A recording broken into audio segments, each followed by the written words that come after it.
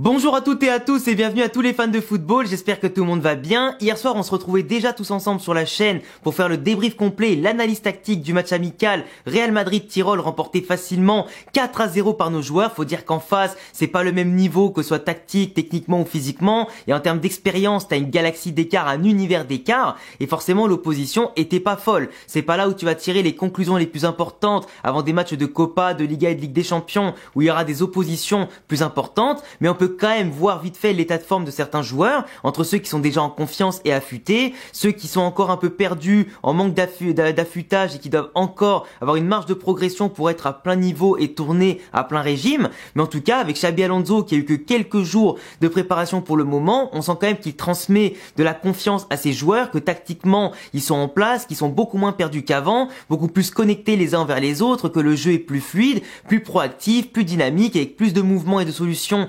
autour du porteur du ballon, et que ça fait fluidifier le jeu, ça le fait avancer, et avec un nombre d'occasions quand même assez impressionnant. Sans oublier que l'aspect défensif a été très serein, où par moments, contre des petites équipes, l'an dernier, on était souvent dépassé très rapidement en quelques passes parce qu'on était désaxé, mal placé, et ce que tu veux. Là, l'équipe était bien coordonnée pour couper toute offensive, et en tout cas, potentiel problème contre Tyrol. Donc franchement, ça fait très plaisir de voir le Real Madrid jouer, et surtout être de retour pour bien jouer, et franchement, j'espère que contre Osasuna, ça se passera bien. En tout cas, vous avez été plus de 20 000 à suivre mon débrief en même pas une soirée, du coup ça me fait plaisir. Si tu l'as pas vu, je te laisse aller le voir évidemment sur la chaîne YouTube. Et d'ailleurs, oublie pas de t'abonner si t'es fan du Real Madrid et globalement du foot espagnol, et si t'aimes bien mes vidéos pour qu'on puisse foncer aux 200 000 abonnés, ça me ferait plaisir. Mais aujourd'hui, je voulais revenir sur un sujet assez intéressant pour désigner, selon moi, qui sont les 4 ou 5 piliers essentiels de Xabi Alonso. Alors on sait que de base, dans le meilleur des mondes dans le football, quand t'as un bel effectif avec limite une équipe A, une équipe B, normalement, t'as pas trop de titulaires en puissance ou de remplaçants en puissance. C'est vraiment une équipe qui va beaucoup tourner, t'as la concurrence et la méritocratie qui vont faire le reste. Normalement, personne doit se sentir intouchable ou indispensable parce que tout le monde est censé remplir le rôle que demande le coach pour tirer le groupe vers le haut. Tout le monde est censé être bon et ne pas avoir de moments d'irrégularité ou être mauvais, même si après, le principe d'une équipe, c'est que si à un moment, t'as un mec qui est pas bon, t'en as un autre qui sera bon à sa place, et ça fait tourner, ça donne du temps de jeu, de la confiance à tout le monde, du rythme à tout le monde, et en tout cas pour toutes les compétitions, normalement ça peut le faire, et c'est ça le principe d'une équipe, être solidaire et complémentaire. Sauf que, bien que normalement personne n'est censé être indispensable, on sait quand même qu'il y a des qualités, des compétences et des profils qui se mettent plus en évidence que d'autres, et du coup dans cette vidéo, on va parler pour moi des 5 joueurs les plus indispensables de Xabi Alonso. Dans un premier temps, pour moi, même s'il est blessé, qui reviendra pas avant octobre, le joueur indispensable à Xabi Alonso et qui sera vraiment, je pense, à son prime, à son retour, c'est Jude Bellingham. Le mec, en seulement quelques années, s'est imposé déjà comme un leader en seulement 2 saisons au Real Madrid. Il avait 20 ans quand il est arrivé, il aurait pu déjà remporter le Ballon d'Or en gagnant la finale de l'Euro, et finalement, ça n'est pas arrivé. Mais globalement, on a un joueur qui a une précocité dans son niveau, qui a une galaxie supérieure aux autres dans son profil et dans ce qu'il est capable de faire. C'est un des milieux de terrain les plus complets, et je suis persuadé que plus il va grandir, plus il va en tout cas franchir des étapes, plus il va se rapprocher d'un milieu de terrain all-time, capable de marquer, de construire, de extrêmement bien défendre, de jouer à la plupart des postes qu'on lui donne, de se compléter avec n'importe qui, d'avoir une technique et un physique par moments supérieur aux autres, avec une intelligence de jeu assez rare.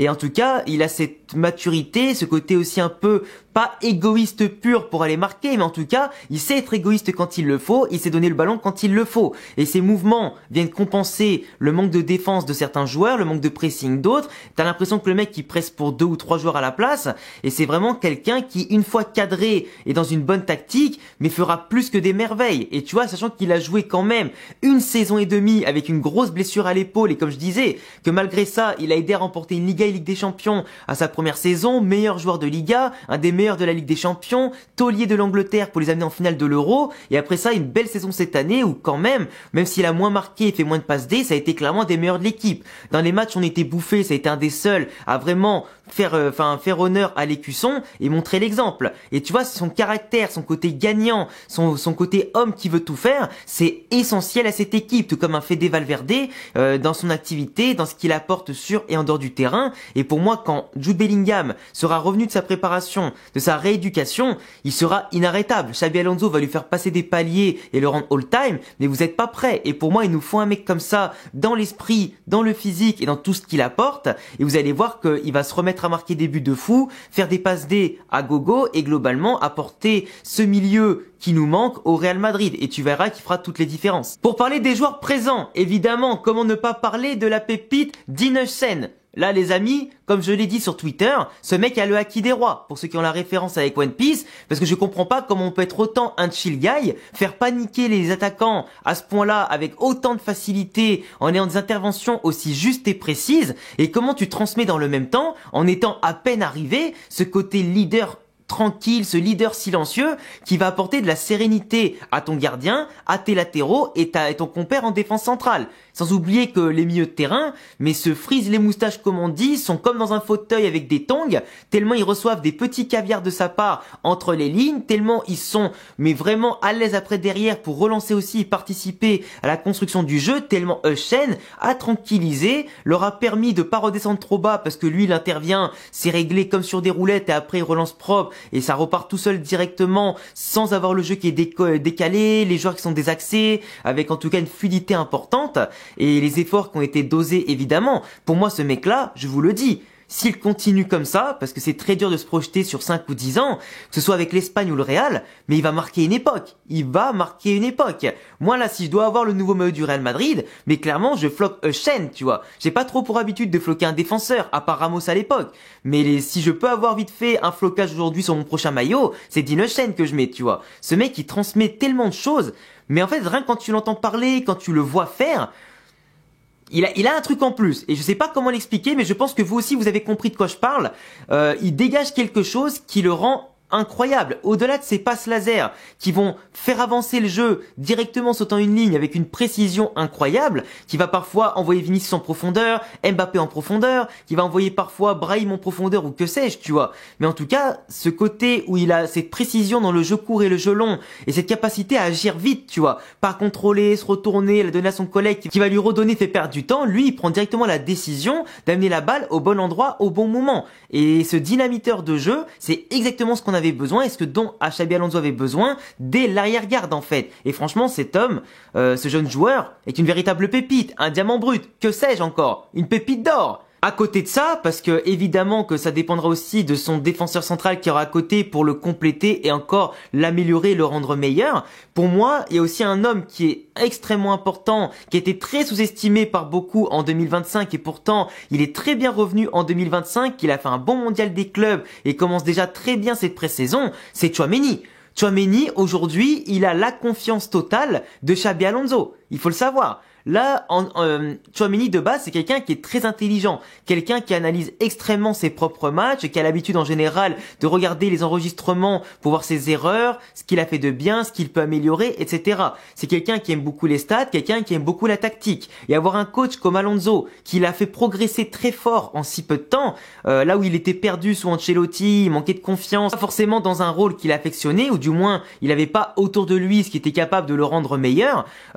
Aujourd'hui, Tchouaméni, quand il a la possibilité de choisir de lui-même, quand dans certaines phases de jeu, il doit jouer troisième central ou au milieu de terrain, c'est tout bénef. La liberté qu'il lui donne, la confiance qu'il lui donne et cette capacité de Tchouaméni à être hybride entre le milieu et la défense qui permet soit de stabiliser la défense, d'avoir plus de capacité à la relance, d'avoir plus de fluidité dans le jeu dès les premières passes, d'avoir cette intelligence comme il a fait encore, de jouer entre les lignes pour trouver Ceballos, pour trouver Arda, pour trouver Vini, pour trouver Mbappé, notamment sur la passe décisive. Ça montre aussi encore que quand tu associes des profils qui sont intelligents, que ce soit dans une position reculée ou un peu plus haute, et que les mecs, justement, mettent toute leur créativité, leur vision du jeu qui est élargie par une position plus reculée au service du jeu, que tu mets devant les attaquants intelligents qui courent dans les bons timings, les bons tempos, des milieux, justement, et des ailiers ou des latéraux, par moment, qui vont monter comme des pistons et qui se libèrent dans les bons demi-espaces et les bons espaces plus écartés. mais tu peux que te régaler. Quand t'as des bons passeurs avec des mecs devant qui sont en mouvement, qui comprennent où ils doivent aller au bon moment, c'est un régal de les servir. Quand t'as la technique en plus pour les trouver, c'est un total régal. Et aujourd'hui, le potentiel de Shen, de Tchouaméni s'exprime pleinement dans ce que demande Xabi Alonso, la proactivité, le mouvement perpétuel et l'adaptabilité tactique du 3-5-2 au 4-4-2 au 4-3-3. Rien n'est figé et c'est parfait dans le meilleur des mondes pour des profils intelligents comme eux, tu vois. Et d'ailleurs, vite fait, mais en parlant forcément de d'autres piliers de Xabi Alonso pour passer au 4e joueur, et en parlant d'intelligence, parce que là je viens de me faire une passe D, une belle transition sans faire exprès, c'est Arda Güler. Arda Güler, pour moi, c'est indispensable. N'importe quel fan de football ou n'importe quelle personne qui aime le football n'a pas le droit de mettre Arda Güler sur le banc de touche. Ancelotti a bien vu qu'avec son équipe, rien ne fonctionnait, et le mec, il se disait pas que je vais changer des choses, que je vais tenter d'autres joueurs. Non, il préférait insister et se tromper sur les mêmes du début à la fin de la saison. Même quand ça allait pas, que c'était l'ultra crise et qu'il avait plus rien à perdre, le bougre. Et pour moi, Ancelotti, bien que je le respecte, parce qu'il a remporté énormément de trophées avec le Real Madrid, évidemment, battant des records de fou, pour moi, il a été bête avec Arda Güler. Il a été bête, il a voulu mourir avec ses idées, que grand bien lui fasse. Mais aujourd'hui, gâcher le talent de Arda, alors que Alonso, en seulement quelques jours, quelques semaines, lui a apporté un rôle qui lui va à merveille, qui fait rayonner et qui montre à quel point c'est un magicien du football, j'ai rien d'autre à dire. Est-ce que j'ai rien d'autre à dire à part Arda Güler le magicien? Moi, si je vous dis maintenant là que Arda Güler va faire plus de 20 passes décisives en Liga, et je dis bien en Liga, est-ce que vous me prenez pour un fou? Moi, je suis persuadé que ça va arriver. Peut-être pas forcément cette saison, peut-être la prochaine, mais Arda Güler fera 20 passes décisives en Liga, et je suis même pas étonné s'il en fait 25 ou 30, toutes compètes confondues cette saison. Parce qu'avec son rôle de milieu de terrain, numéro 10, qui a cette liberté d'aller des fois sur le couloir droit, d'aller à gauche, d'aller au milieu de terrain, de se compléter avec Valverde, Ceballos, Tchouaméni, de donner des caviars à Vinicius, à Mbappé, à Rodrigo. Et cette qualité qu'il a sur coup de pied arrêté, cette frappe qui cadre souvent avec des barres, des poteaux, des arrêts du gardien qui sont repoussés ou des fois des buts. Moi, je suis désolé, mais là, Arda Güler, c'est interdit de le mettre sur le banc. Si tu mets Arda Güler sur le banc, pour moi, tu mets le football sur le banc. Et je pèse mes mots. Et pour moi, ce gamin a une créativité folle, une intelligence folle, et il a pas de limite. Donc, si tu me le mets pas sur le terrain, je vais péter un plomb. Évidemment, si tu le mets et qu'il est pas bon, on en rediscutera. Mais actuellement, depuis le début du mondial des clubs et maintenant, c'est clairement un des meilleurs. Il doit progresser dans certains aspects comme la récupération ou peut-être gagner les duels, etc.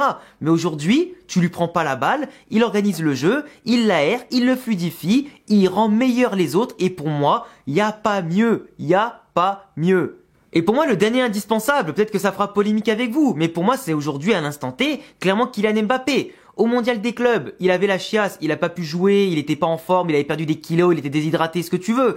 Mais moi, je pense quand même qu'un Kylian Mbappé qui nous montre ce qu'il montre depuis le début là, dans les amicaux. Alors les Galès, on n'a pas vu le match, mais d'après les retours, c'est un peu dans la même veine que ce qu'il a fait contre Tyrol, c'est-à-dire qu'il a fait les efforts défensifs, du pressing, il revenait de temps en temps, mais il décrochait pas énormément dans le jeu, il prenait la profondeur, il prenait les bons espaces.